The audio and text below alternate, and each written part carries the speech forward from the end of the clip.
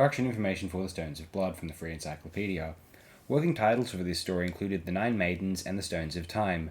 Contrary to usual practice, the location footage in this story was shot on professional video cameras using outside broadcasting facilities, a decision by the director to avoid the jarring effect when cutting between 16mm film and video. The main location was the Rollright Stones, a megalithic site in Oxfordshire, England. The setting of the story, however, was Boscawen in Cornwall at the Boscawen Un Stone Circle.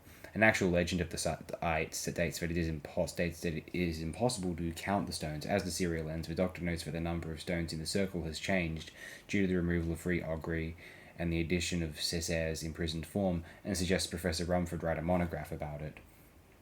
Part 1's cliffhanger called for a scene in which Césaire, disguised as a doctor, pushed Romana off the cliff. Baker objected to the scene, as he felt it would be very upsetting to children to see the doctor as a threat.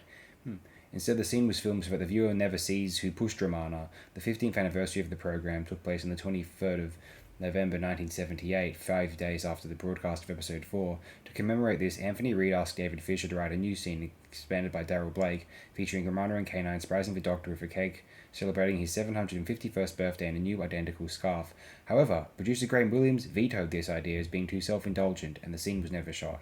Blake had already ordered a cake, and this was eventually eaten by the cast and crew. This is one of only two stories between Frontier in Space and the end of the series' initial run, not to have the special sounds created by Dick Mills.